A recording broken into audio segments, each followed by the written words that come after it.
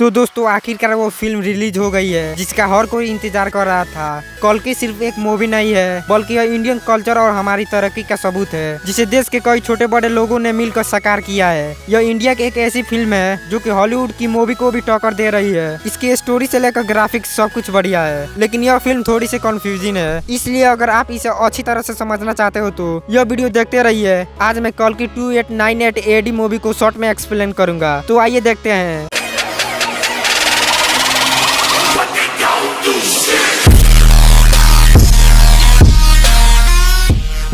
यह कहानी शुरू होती है महाभारत के समय में, जब कुरुक्षेत्र की जंग खत्म हो गई थी। तब गुरु द्रोण के बेटे अश्वत्थामा ने अपने दोस्त दुर्योधन का मौत का बदला लेने के लिए पांडवों के सभी बच्चों को मार दिए और आखिर में उसने पांडवों को पूरे वंश को मिटाने के लिए अर्जुन के पोते यानी अभिमन्यु के बेटे को मारना चाहा, जिसने अभी जन्म भी नहीं लिया था। इस काम के लिए अश्वत्थामा ने ब्रह्मास्त्र का इस्तेमाल किया और उसे अभिमन्यु की बीवी उत्तरा के पेट पर छोड़ दिया, लेकिन तो भगवान कृष्ण जी ने उस बच्चे को अपनी शक्ति से बचा लिए। इसके बाद उन्होंने अश्वत्थामा को यह श्राप दिया कि वो कभी नहीं मरेगा और वो सदियों तक तड़पता हुआ घूमेगा। इस पर अश्वत्थामा ने उनसे पूछा कि उसे मुक्ति कैसे मिलेगी। तब श्री कृष्ण जी ने कहा कि कलयुग के अंत में जब बुराई अपनी चरम सीमा पर होगा तब वो अपना 10वां और आखिरी अवतार लेंगे और उस वक्त उनके जन्म को एक बुरी ताकत रोकना चाहेगी। तब अश्वत्थामा को उस गर्भ की रक्षा करनी होगी, इससे उससे मुक्ति मिलेगी। इसके बाद भगवान श्री कृष्ण जी ने अश्वत्थामा के सर से उसका मॉडी निकाल लेते हैं, जिससे उसे सेहत और शक्ति मिलती थी। और वो अश्वत्थामा को बोलते हैं कि जब उनके पुनर्जन्म का वक्त आएगा तब उसे यह मॉडी वापस मिल जाएगी। इसके बाद समय बीतने लगता है और अश्वत्थामा शराब की वजह से घूमते रहते हैं। उनका शरीर बूढ़ा और घायल हो रहा था, पर वो मर नहीं रहे थे। वो बस एक ही प्रार्थना कर रहे थे कि भगवान जल्दी वापस आए और उसे मुक्ति मिल जाए। इस तरह से 6000 साल गुजर जाते हैं और अब ऐसा समय आ गया था जहाँ दुनिया पर एक बुरे आदमी ने कब्जा कर लिया था। उसका नाम था सुप्रीम यास्कीन, जो कि एक बहुत ही होशियार और खतरनाक आदमी था। उसका मानना था कि इंसानों ने इस दुनिया को बहुत नुकसान पहुँचाया है, इसलिए उसने अपनी टेक्नोलॉजी और आर्मी की मदद से सभी देशों और लोगों को हरा दिया और खुद पूरी धरती पर मालिक बन गया और उसने अपने आप को भगवान घोषित कर दिया। इस सब के बाद सुप्रीम यास्कीन ने दुनिया के सभी रिसोर्सेस को जमा करके काशी शहर में एक बड़ा हवाई महल बनाया, जिसे कॉम्प्लेक्स कहते हैं। उस जगह पर सारी सुख सुविधा मौजूद थे और बाकी जगह खाने पीने के लिए भी अकाल थे, इसलिए हर कोई कॉम्प्लेक्स में जाना चाहते थे। लेकिन वहाँ जाने के लिए एक डिजिटल करेंसी की जरूरत थी, जिसे यूनिट्स कहते हैं। कॉम्प्लेक्स इतना पावरफुल होने के बावजूद भी एक चीज से परेशान थे। यास्कीन की उम्र 200 साल हो गई थी और वो मशीनों के सहारे जिंदा था।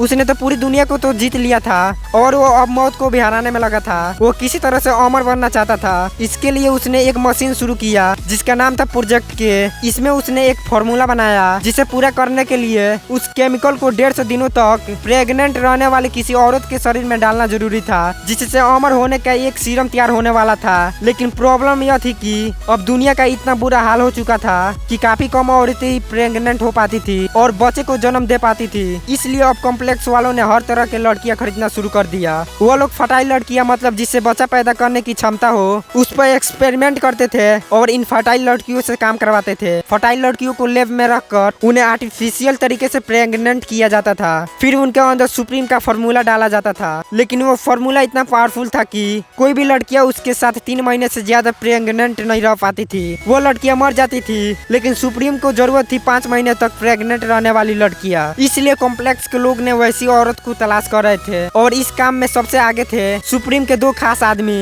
एक कमांडर मानस, जो कि कॉम्प्लेक्स की आर्मी का लीडर था, और दूसरा था काउंसिलर बानी, जो कि सुप्रीम का सलाहकार था और उसे सभी शास्त्रों का ज्ञान था। कमांडर मानस फर्टाइल लड़कियों को ढूंढने के अलावा रिवेल्स यानी विद्रोहियों पर भी नजर रखता था, जो कि कॉम्प्लेक्स का राज खत्म करना चाहते थे। इन रिवेल्स का सबसे बड़ा ग्रुप था संभाला में, जो कि हिमालय पर्वत में बसी एक गुप्त जगह थी, जहाँ के लोग सुप्रीम यास्कीन और उसके शासन को रोकना चाहते थे। और उनका मानना था कि जल्दी भगवान के आखिरी अवतार कल्कि का जन्म होगा, जो कि दुनिया को बचाएंगे। संभाला के लोग के पास अश्वत्थामा के सर वाला मणि था और उन्हें यह यकीन था कि जब कल्कि का जन्म का समय आएगा तब वो मणि चमकने लगेगा। उधर कमांडर मानस और काउंसिलर बानी को उन रिवेल्स की खबर थी, इसलिए वो संभाला को ढूंढने में लगे थे ताकि वो इन विद्रोहियों को जड़ से खत्म कर सके। इस सबके बीच कॉम्प्लेक्स में काम करने वाली एक लड़की, जिसका नाम यश स्वयं सम 80 था वो लेब के एक एक्सपेरिमेंट में प्रेग्नेंट हो जाती है, पर उसकी रिपोर्ट में यह शो नहीं होता, इसलिए सम 80 उसे छुपा कर रखती है। इस तरह से 5 महीने बीत जाते हैं और उसका बच्चा सही सलामत रहता है। लेकिन फिर एक दिन कॉम्प्लेक्स वालों को यह बात पता चल जाती है और वो लोग उसकी बॉडी में सुप्रीम का फार्मूला डाल देते हैं। इसके बाद वो सम 80 की बॉडी से वो सीरम निकालने लगते हैं। इस प्रोसेस में अक्सर लड़कियां मर जाती थी, लेकिन इस बार लैब में काम करने वाली लिली नाम का एक लड़की, जो कि असल में संबाला की एक रेबल थी, उसे सम 80 में कुछ खास नजर आता है और वो उसे बचाने का फैसला करती है। फिर लिली वो सीरम निकालने के बीच में ही लैब के सिस्टम में गड़बड़ कर देती है, जिससे सम 80 उस मशीन से बाहर निकल कर वहाँ के डेथ चैम्बर में गिर जाती है। तब लिली वहाँ जाकर सम 80 को बचाती है और कॉम्प्लेक्स से बाहर निकलने का रास्ता बताती है, जहाँ उसने अपने रिवेल साथियों को मदद के लिए बुला दिया था।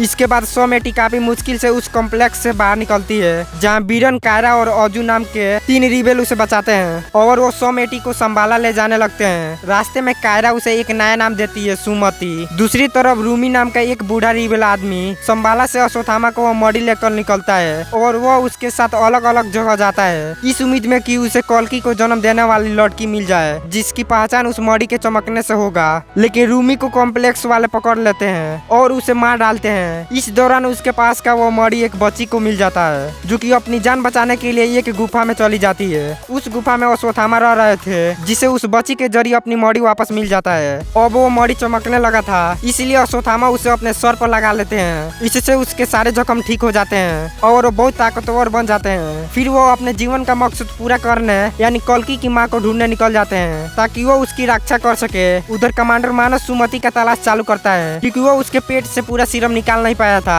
वो सुमति को ढूंढने के लिए उसके ऊपर 1 मिलियन यूनिट्स की बाउंटी यानी कि इनाम रखता है। इसी वजह से कई बाउंटी हंटर और कॉम्प्लेक्स के आर्मी सुमति के पीछे पड़ जाते हैं और रेबल्स की ट्रक को घेर लेते हैं, जिसमें सुमति मौजूद थी। तब उसे बचाने के लिए कायरा अपनी जान गंवा देती है। इसके बावजूद भी बीरन, अजू और सुमति को कॉम्प्लेक्स के सोल्जर पकड़ लेते हैं। तब वो अश्वत्थामा आ जाते हैं, जिसने अपने मॉडी की शक्ति से कल्कि की माँ को महसूस कर लिए थे, जो कि सुमति थी, इसलिए उसे बचाने आ गए थे। फिर वो सब सोल्जर से लड़कर उन्हें हरा देते हैं। लेकिन तभी वहाँ पर इस फिल्म का हीरो यानी कि भैरवा नाम का एक बाउंटी हंटर आ जाता है, जो कि बहुत एक्सपर्ट फाइटर था और उसके पास बूजी नाम का एक एआई सुपर कार था। भैरवा को कॉम्प्लेक्स बहुत पसंद था और वो किसी भी तरह वहाँ जाकर रहना चाहता था, जिसके लिए उसे 1 मिलियन यूनिट्स की जरूरत थी, इसलिए वो यहाँ सुमति को लेने आया था। फिर भैरवा उसे पकड़ने की कोशिश करता है, पर अश्वत्थामा उसका रास्ता रोक लेते हैं और तब उन दोनों की काफी खतरनाक लड़ाई होती है, जिसमें भैरवा हार जाता है। इसके बाद अश्वत्थामा उन रिविल्स के साथ सुमति को लेकर वहाँ से निकल जाते हैं और वो सब संबाला पहुँच जाते हैं। वहाँ सुमति के कदम रखते ही कुछ अच्छी घटनाएं होती है, जिसमें संबाला के लोग समझ जाते हैं कि भगवान को जन्म देने वाली औरत आ गई है, इसलिए सब लोग उसे माँ बुलाने लगते हैं और वो सुमति की खातिरदारी और उसकी सुरक्षा करते हैं। इसी बीच काउंसलर बानी को रेगिस्तान में गांडी धनुष मिलता है, जो कि महाभारत के टाइम पर अर्जुन का धनुष था। उस धनुष में तब तक की शक्ति थी जब तक धरती पर भगवान का अवतार मौजूद थे, जिनके जाने के बाद गांडीव की शक्ति भी चली गई थी। लेकिन अब अचानक वो धनुष फिर से जाग उठा है, जिसे बानी को लगता है कि भगवान फिर से वापस आ रहे हैं। इसके अलावा उसे कुछ और भी संकेत मिलते हैं। अभी आसमान में एक ऐसा ग्रह दिखने लगा था जो कि 6000 साल पहले दिखा था। इस सब से बानी को यह समझ में आता है कि भगवान की आखिरी अवतार का जन्म होने वाला है, जिनकी माँ और लेब से भागी हुई लड़की है, क्योंकि रिविल्स और अश्वत्थामा उसे बचा रहे थे। इससे मानस और बानी को यह डर लगता है कि अगर कल्कि का जन्म हो गया तो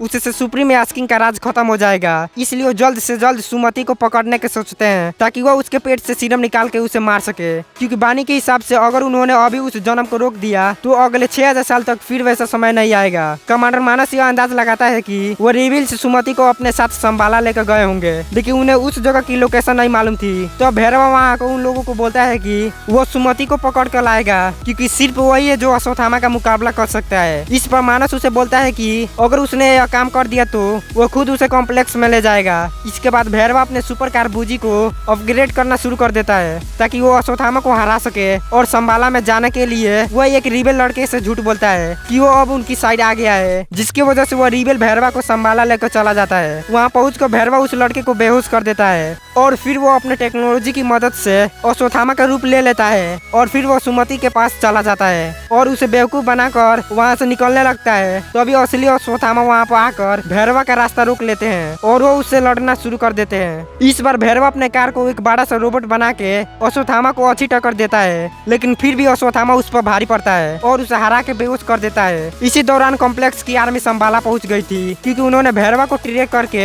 उस जगह का रास्ता ढूंढ लिया था। फिर वो लोग वहाँ के सिक्योरिटी सील को तोड़ के अंदर घुस जाते हैं। हालांकि संबाला की फौज उनका मुकाबला करती है, लेकिन कॉम्प्लेक्स के एडवांस वेपन के साथ वो लोग ज्यादा देर तक टिक नहीं पाते हैं और हार जाते हैं। तब मानस वहाँ पर अश्वत्थामा को काफी सारे बेल्ट से जकड़ लेता है और वो सुमति को पकड़कर वहाँ से भागने लगता है। लेकिन तभी अचानक बेहोश भैरवा के हाथ में अश्वत्थामा की छड़ी आ जाती है, जो कि असल में महाभारत के टाइम पर कर्ण का विजय धनुष था। इससे भैरवा को होश आ जाता है और उस धनुष में भी शक्ति आ जाती है, क्योंकि भैरवा असल में सूर्यपुत्र कर्ण का पुनर्जन्म था, जिसके हाथ में उसका विजय धनुष आते ही कर्ण और उसका हथियार दोनों जाग जाते हैं। महाभारत में अश्वत्थामा और कर्ण दोस्त थे, इसलिए जब अश्वत्थामा को बांधा हुआ देखता है तो वो कॉम्प्लेक्स की पूरी आर्मी से लड़ के उन्हें हरा देता है और मानस को मार डालता है। फिर कर्ण सुमति को आजाद करता है, लेकिन तभी उसे बुझी आवाज देती है, जिससे भैरवा वापस अपने पुराने रूप में आ जाता है और वो सुमति को उस इनाम के लिए कैद करके वहाँ से भाग जाता है। दूसरी तरफ काउंसिलर बानी सुप्रीम यास्किन से जाकर मिलता है और वह उसे सुमति के शरीर से निकला हुआ